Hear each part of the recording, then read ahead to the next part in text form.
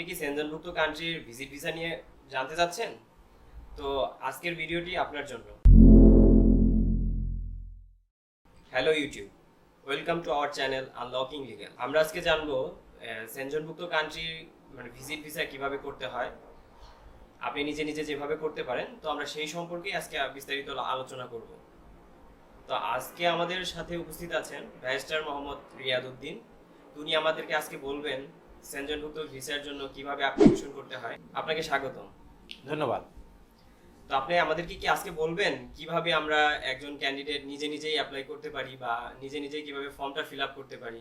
আচ্ছা, প্রথমে এই বিষয়টা জেনে নিন যে যে কোনো ভিজিট ভিসা কোনো লয়ারের মাধ্যমে করার কোনো সুযোগ নাই বা থার্ড পার্টির মাধ্যমে করার আসলে কোনো সুযোগ নাই। আপনাকে আবেদনটা নিজে নিজেই করতে হবে। সো সেই নিজে নিজে আবেদনটা করতে গেলে পরে আপনি নিজে যদি করতে না পারেন, আপনি অন্য কারো সহায়তা নিতে পারেন। তো আবেদনটা আসলে আপনাকেই করতে হবে। আপনার পক্ষে যে কেউ একজন ফর্মটা পূরণ করে দিতে পারে।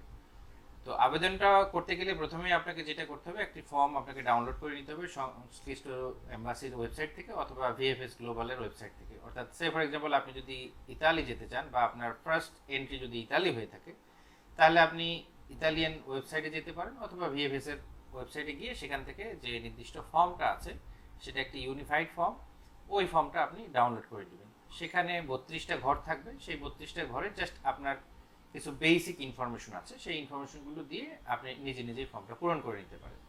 ফর্মটা দুটো পদ্ধতিতে আপনি পূরণ করতে পারেন। ফর্মটা প্রিন্ট করে আপনি টাইপ করে নিতে পারেন অথবা হাতে লিখলেও অনেক সময় অনেক এমবাসি নিতে চায় না, বাট হাতে লিখলে নেবেন এরকম কোনো আইন নাই। ভালো হয় যদি আপনি পিডিএফ রাইটার দিয়ে নিজে নিজে লিখে নেন। অনেকেই রিক্রুটিং এজেন্সি যারা আছেন ওনারা তো বলেন যে আমরা আপনার পাসপোর্ট দেন, আমরা আপনার ভিসা করে দিচ্ছি। তো ওনারা কিভাবে আসলে এইভাবে করতে পারেন? ওনারা আসলে যেটা করেন সেটা হচ্ছে এক ধরনের প্রতারণা। কারো পক্ষেই ভিজিট ভিসা অন্য কাউকে দিয়ে করানো সম্ভব না। ভিজিট ভিসার জন্য বিশেষত সেনজেন বা ইউরোপিয়ান কান্ট্রিগুলোতে লয়ার পারমিট করেন না। তারা চান যে আপনি নিজেরটা নিজেই করবেন। হ্যাঁ, যদি আপনার আবেদনটা রিফিউজ হয়ে থাকে সেক্ষেত্রে আপনি লয়ার বা থার্ড পার্টি বা অথরাইজ এজেন্ট নিয়োগ করতে পারেন। কিন্তু প্রাথমিকভাবে আপনি যখন অ্যাপ্লিকেশনটা করবেন সেক্ষেত্রে আপনাকে অবশ্যই নিজেরটা নিজেই আবেদনটা তৈরি করতে হবে এবং নিজেকে নিজেরটাই জমা করতে হবে। কারণ এখানে যেহেতু একটি ইউনিফাইড সিস্টেম আছে আপনার সেনজেন কান্ট্রির জন্য, যে সমস্ত সেনজেন কান্ট্রিগুলোর জন্য একটাই ইউনিফাইড সিস্টেম, সেই সিস্টেমে আপনার ফিঙ্গারপ্রিন্ট থাকতে হবে। সেই ফিঙ্গারপ্রিন্টের জন্য আপনাকে পার্সোনালি যেতে হবে। যেহেতু আপনাকে পার্সোনালি যেতে হবে সেক্ষেত্রে কোনো এজেন্ট, দালাল বা থার্ড পার্টি কারো পক্ষেই আপনার এই ভিসাটা করে দেওয়া সম্ভব না। হ্যাঁ, তারা যেটা করতে পারেন, আপনার ফাইলটা গুছিয়ে দিতে পারেন, যেটা আপনি ভিএফএসে গেলেও তাদেরও এই সার্ভিসটা আছে, তারাও ফাইলটা গুছিয়ে দেয়। অর্থাৎ আপনার কী কী ডকুমেন্টস লাগবে, আপনি কোথায় যাবেন, কি করবেন, কতদিন থাকবেন, আপনার ইন্স্যুরেন্সটা কোথা থেকে করবেন, এই সমস্ত বিষয়ে আসলে তারা খুবই বেসিক বিষয়ে আপনাকে হেল্প করতে পারে। বাট ভিসার বিষয়ে আসলে কারোই কিছু করার নাই। ভিসাটা সম্পূর্ণই হচ্ছে যে এম্বাসিতে আপনি আবেদন করবেন সেই এম্বাসির ব্যাপার। এম্বাসি আপনার আবেদনে সন্তুষ্ট হলেই আপনাকে ভিসা দেবে। আচ্ছা, আপনি তাহলে বলতে চাচ্ছেন যে এটা থার্ড পার্টির মাধ্যমে যদি করানো হয় তাহলে জাস্ট ওরা মানে অ্যাপ্লিকেশনটা ফিল আপ করে দিবে? জি, শুধুমাত্র অ্যাপ্লিকেশনটা মানে অ্যাপ্লিকেশন ফর্মটা পূরণ করে দিবে। সাথে আপনার যে ডকুমেন্টসগুলো জমা দিতে হয় সেটা হয়তো আপনার নাও থাকতে পারে, সেগুলো রেডি করে দিবে।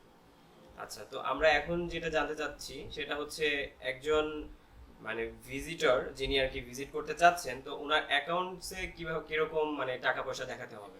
দেখেন, বিষয়টা হচ্ছে একটা আপেক্ষিক, মানে আপনার কোশ্চেনটা আপেক্ষিক এই কারণে, কারণ এটা এম্বাসি টু এম্বাসি ভ্যারি করবে। যদি আপনি সুইডিশ এম্বাসিতে অ্যাপ্লাই করেন তাহলে সুইডিশ এম্বাসি আপনার প্রত্যেক দিনের জন্য 50 ড্যানিশ ক্রোনার, যেটা মোরলেস ধরেন 50 ইউরোর মতো তারা দেখতে চাইবে যে আপনার একদিনের খরচ। সো আপনি যদি 7 দিন থাকেন তাহলে 5 7 35, 300 থেকে 350 ইউরো আপনার থাকলেই ভিসাটা হওয়ার কথা। কিন্তু বাস্তবতা তা না। বাস্তবতাটা হচ্ছে তারা আসলে বুঝতে চায় যে আপনি ফিনান্সিয়ালি সলভেন্ট, এবং ফিনান্সিয়ালি শুধু সলভেন্ট না, আপনি ওই দেশে থাকার মতো কোনো রিজন নাই। তারা যদি বিন্দুমাত্র সন্দেহ করে যে আপনার ফিনান্সিয়াল অবস্থা ভালো না, আপনি এই দেশে সেটেল না, আপনি ওখানে গিয়ে থেকে যাওয়ার কোনো রকম সম্ভাবনা আছে, তাহলে কিন্তু তারা আপনার ভিসাটা রিফিউজ করে দিবে। সেই ক্ষেত্রে ফান্ডটা আসলে যত বেশি দেখানো যায় তত ভালো। তো সেক্ষেত্রে আপনার ফিনান্সটা আপনি যখন দেখাতে যাবেন সেক্ষেত্রে আপনি যে কোনো 5 স্টার মানের একটা ট্যুর দিতে গেলে 7 ডেজে আপনার 5,000 ইউরো বা 5 লাখ টাকা বেশি খরচ হওয়ার কথা না। 3 স্টার মানের একটা ট্যুর দিতে গেলে 2 থেকে 2.5 লাখ টাকা আপনার খরচ হওয়ার কথা। তো স্বাভাবিকভাবে আমি যদি 5 স্টার মানের আপনার ট্যুর ধরে থাকি, তাহলে আপনি যদি 7 দিন ওখানে থাকবেন বলেন, সেক্ষেত্রে আপনাকে অ্যাটলিস্ট 15 লাখ টাকা দেখাতে হবে। তাতে করে তারা বুঝতে পারে যে হ্যাঁ, আপনি সেখানে 5,000 ইউরো বা 5 লাখ টাকা খরচ করার পরেও আপনার ফান্ড আরও 10 লাখ টাকা আছে। সো এভাবে করে আসলে ব্যক্তিগতভাবেই প্রত্যেকটা লোকের, আবার আপনি 5 লাখ দেখিয়ে দিলেন মানে আপনাকে ভিসা দিয়ে দিল বা 15 লাখ দিয়ে দিল, বিষয়টা এরকম না। কারণ আপনি আসলে এই 15 লাখ টাকা কোত্থেকে ইনকাম করেছেন বা আপনার ইনকামের যথেষ্ট সোর্স আছে কিনা, আপনি আসলে এই 15 লাখ টাকা হোল্ড করার মতো ক্যাপাসিটি আছে কিনা, আপনি যেই প্রফেশনে আছেন সেখান থেকে মান্থলি কীরকম ইনকাম হয়, এইগুলো সবগুলো তারা বিবেচনা করবে। সো আসলে আপনি যদি একজন বিজনেসম্যান হন আর আপনার যদি মানে আপনি যদি মিডিয়াম সাইজের বিজনেসম্যান হন, আপনি যদি 15 লাখ টাকা দেখেন, ডেফিনেটলি আপনার ভিসাটা রিজেক্ট করবে। কারণ আপনি যদি বলেন আপনি বিজনেসম্যান, তাহলে তো আপনার মানে অনেক টাকা থাকার কথা, কারণ আপনি করেন বিজনেস। কিন্তু আপনি যদি বলেন যে আমি জব হোল্ডার, অর্থাৎ মান্থলি একটা নির্দিষ্ট আমার রেমিউনারেশন, সেই ক্ষেত্রে আপনি যদি 15 লাখ টাকা দেখেন, সেটা খুবই সাফিসিয়েন্ট। কারণ আমি 15 লাখ টাকা জমিয়েছি, সেখান থেকে 5 লাখ টাকা খরচ করবো এবং প্রত্যেক মাসে মাসে আমার একটা নির্দিষ্ট ইনকাম আছে। বাট সেটা যদি একজন বিজনেসম্যান হয়, তার জন্য এটা অ্যাপ্লিকেবল হবে না, কারণ সে যেহেতু বিজনেসম্যান, তার অনেক টাকা থাকতে হবে। টাকা না থাকলে সে বিজনেস করবে কীভাবে? সো বিষয়গুলো আসলে এভাবে করে আপনাকে ঠিক করে নিতে হবে। আচ্ছা, তো আমরা এখন যেটা জানতে চাচ্ছি সেটা হচ্ছে আমরা যদি একটা ভিজিট ভিসার জন্য অ্যাপ্লিকেশন করতে চাই, আমাদের আসলে কি কি গ্রাউন্ডস মানে ফুলফিল করতে হবে? আপনি যে কোনো দেশের ভিজিট ভিসাই করতে চান না কেন, স্পেশালি যদি আপনি সেনজেনভুক্ত কোনো দেশ বা ইউরোপিয়ান ইউনিয়নভুক্ত কোনো দেশের ভিসা করতে চান, তারা 3টা জিনিস বিবেচনা করবে। প্রথমত আপনাকে দেখাতে হবে যে compelling reason to return back your country, অর্থাৎ আপনার এমন কোনো একটা রিজন দেখাতে হবে যে কারণে আপনি ফিরে আসবেন। সেটা হতে পারে যে আপনি একা একা যাচ্ছেন, আপনার বউ বাচ্চা এখানে থেকে যাচ্ছে, সো আপনার একটা compelling reason to return back your country. অথবা এখানে আপনার একটি গুড বিজনেস আছে, যেই বিজনেসটা থেকে আপনি প্রচুর পরিমাণে আর্ন করছেন, সো আপনি ইউরোপে থাকলে আপনি সেই আর্নিংটা বন্ধ হয়ে যাবে, তো আপনি সেই কারণে এখানে ফেরত আসবেন। এই একটা হতে পারে আপনার compelling reason to return back your country. আরেকটা হতে পারে যে আপনার একটা গুড প্রফেশন আছে, লাইক আপনি লয়ার, ডাক্তার, ইঞ্জিনিয়ার, বা আপনি যে কোনো মাল্টিন্যাশনাল কোম্পানি বা ভালো যে কোনো কোম্পানিতে আপনি জব করছেন। সো এই ধরনের জব ইউরোপে গিয়ে আপনি পাচ্ছেন না, তখন এই ধরনের একটা যদি আপনি compelling reason to return back your country দেখাতে পারেন, সেই ক্ষেত্রে আপনার ভিসাটা দিয়ে দিবে তারা। কিন্তু তারা যদি স্যাটিসফাইড না থাকে যে না, আপনার compelling reason to return back your country নাই, তাহলে আসলে আপনাকে ভিসাটা দিবে না। তো অনেকেই তো বলে থাকেন যে সে ইউরোপে ভিজিট করতে যাবে, কিন্তু তার পাসপোর্টে কোনো কান্ট্রিতেই ভিজিট করার নেই, মানে কোনো পাসপোর্টে কোনো ভিসা নেই, তো তারা কিভাবে অ্যাপ্লাই করতে পারে? জি, এটা একটা ইন্টারেস্টিং বিষয় যে আপনি বলতে চাচ্ছেন আপনি ইউরোপে যাবেন ভিজিট করতে, অথচ আপনি পাশের দেশ ইন্ডিয়া, যেখানে 500 টাকা হলে ঘুরে আসা যায়, বা নেপাল, ভারত, মানে নেপাল, ভুটান, এই সমস্ত ছোট ছোট দেশ আছে, বা মালদ্বীপ, শ্রীলঙ্কা, এই যেগুলোতে খুব কম খরচে আপনি ঘুরে আসতে পারেন। তো এটা একটা অবশ্যই বড় ফ্যাক্টর যে আপনাকে ওরা দেখতে চাবে যে আপনি ফ্রিকোয়েন্ট ট্রাভেলার কিনা। অ্যাটলিস্ট আপনার যদি 2-3টা কান্ট্রি ট্রাভেল না থাকে, অর্থাৎ আপনি খুবই স্বাভাবিকভাবে আমরা বলি যে আপনি বিদেশ যাবেন, বাংলাদেশ দেখেছেন, অনেকেরই উত্তর থাকে না। তো সেরকমভাবে আপনি ইউরোপ যাবেন, আপনি এশিয়া দেখেছেন, যদি উত্তর হয় না, আপনার ভিসা পাওয়ার কোনো সম্ভাবনা নাই। আপনি যদি বলতে পারেন হ্যাঁ আমার এশিয়া দেখা হয়েছে, অর্থাৎ এশিয়ার আমি বেশ কয়েকটি কান্ট্রিতে গিয়েছি, সেই ক্ষেত্রে আপনি চাইতেই পারেন যে হ্যাঁ আমি ইউরোপে যাব। তো সেক্ষেত্রে আপনি শুধু মানে সাদা পাসপোর্টে আপনি ভিসা যদি চান, আপনাকে দেওয়ার সম্ভাবনা খুবই কম। হ্যাঁ, আপনাকে দিবে তখনই, যেমন সে ফর এক্সাম্পল আপনি কোনো কনফারেন্সে যাচ্ছেন, অথবা আপনার কোনো রিলেটিভ আছে যিনি অসুস্থ হয়ে গেছে, বা তার কোনো ম্যারেজ সেরেমনি আছে, এই জাতীয় যদি কোনো কম্পেলিং রিজন থাকে যে আপনাকে যেতেই হচ্ছে, আপনি যেতে বাধ্য, বা ধরেন আপনি কোনো একাডেমিক সেমিনারে যাচ্ছেন, বা ট্রেনিংয়ে যাচ্ছেন, বা কালচারাল শো করতে যাচ্ছেন, বা আপনি কোনো হায়ার ট্রেনিংয়ের জন্য যাচ্ছেন যেটা শর্ট ট্রেনিং, এই জাতীয় যদি কোনো কম্পেলিং রিজন দেখাতে পারেন, সেক্ষেত্রে আপনার সাদা পাসপোর্টে ভিসা হতে পারে। বাট আদারওয়াইজ আপনি নর্মালি ভিজিটের জন্য যাবেন, আপনার পাসপোর্টে অন্য কোনো দেশের ভিসা নেই, আপনাকে ভিসা দেওয়ার কোনো কারণ নেই। তাহলে আমরা যেটা জানতে পারছি আপনার কথা শুনে, যারা বলছে যে আপনার পাসপোর্ট দেন আমরা ভিসা করে দিচ্ছি, তারা আসলে মূলত আপনার ফর্মটা ফিল আপ করে দিচ্ছে।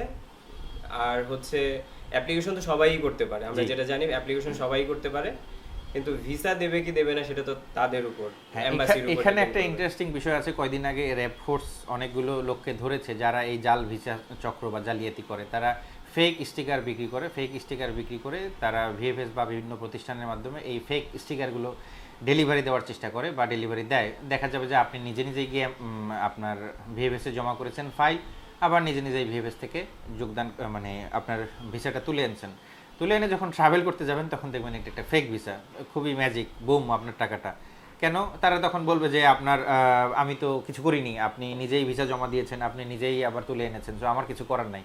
বিষয়টা আসলে এরকম না। বিষয়টা হচ্ছে কিছু অসাধু কর্মকর্তা আছে যারা ভিএফএসের কিছু আমি বলবো যে কিছু অসাধু কর্মকর্তা আছে যেটা ইন্ডিয়াতে প্রুভেন, বাংলাদেশে এখনও পর্যন্ত ধরতে পারে নাই। আমাদের আইন শৃঙ্খলা রক্ষাবাহিনী ধরার খুব চেষ্টা করছেন, কারণ যারা আসলে এই ধরনের প্রতারণার শিকার হন তারা আইনের কাছে যেতে চান না।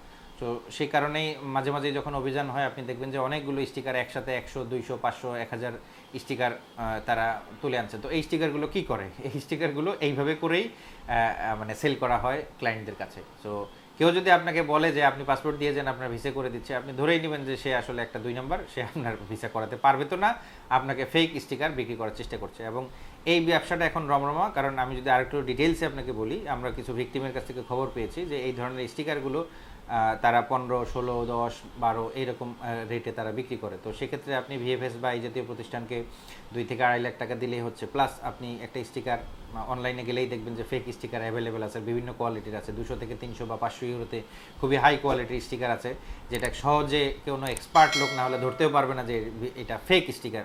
সো এই ধরনের ফেক স্টিকারগুলো তারা ভিএফএসের মাধ্যমে দিয়ে 3-4 লাখ টাকা খরচ করে আপনার কাছ থেকে 15-16 লাখ টাকা হাতিয়ে নিয়েছে। সো এই বিষয়ে খুবই সাবধান। আসলে আমরা তাহলে এখন মানে যারা অ্যাপ্লিকেশনটা করতে চাচ্ছে ভিজিট ভিসার জন্য সেনজেনভুক্ত কান্ট্রিতে, তো আমরা কিভাবে এখন তাদেরকে আপনার পরামর্শটা কি তাদের জন্য, কি তারা কিভাবে করবে? কেউ যদি সেনজেন কান্ট্রিতে ভিজিট করতে চায় তাহলে প্রথমেই তাকে যেটা দেখাতে হবে যে সে একজন ফ্রিকোয়েন্ট ট্রাভেলার বা সে এর আগেও ট্রাভেল করেছে। তো ওই একটু আগেই আপনি বললাম যে আপনাকে দেখাতে হবে আপনি যে ইন্ডিয়া বা চায়না বা জাপান বা আশেপাশে যে এশিয়ান যে কান্ট্রিগুলো আছে, অ্যাটলিস্ট আপনি খুব সহজ ভাষায় যদি একটা বুদ্ধি দিতে চাই, খুব সিম্পলি হচ্ছে আপনি 50,000 থেকে 70,000 টাকায় বিভিন্ন প্যাকেজ পাবেন থাইল্যান্ড, মালয়েশিয়া, সিঙ্গাপুর, 3টা দেশ আপনি ঘুরে আসতে পারেন। সো 3টা দেশ যদি আপনি ঘুরে আসেন, এসে পরে যদি আপনি সেনজেনের জন্য অ্যাপ্লিকেশন করেন, তখন কিন্তু তারা আপনাকে আর বলতে পারবে না you are not a frequent traveller, কারণ আপনি যদি ফ্রিকোয়েন্ট ট্রাভেলার না হন তাহলে এটা একটা ভিসা রিজেকশনের গ্রাউন্ড। সো আপনি এইভাবে খুব সহজেই কিন্তু একটু বুদ্ধি করে আশেপাশের 2-1টা দেশ ঘুরে এসে এই অপশনটা বন্ধ করে দিতে পারেন, অর্থাৎ আপনার ভিসা রিজেকশনে একটি গ্রাউন্ড থেকে উতরে যেতে পারেন।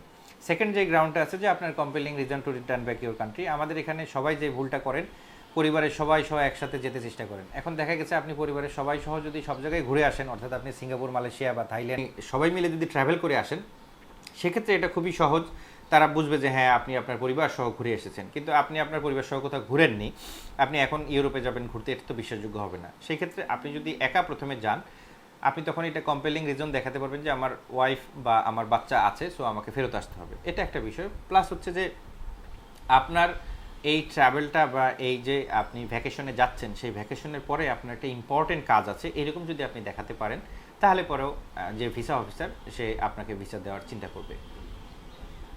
আমরা তাহলে এখান থেকে বুঝতে পারছি যারা ফ্রিকোয়েন্ট ট্রাভেলার মানে আসলেই যারা ভিজিট করতে চাচ্ছে তাদের ভিসাগুলাই হবে।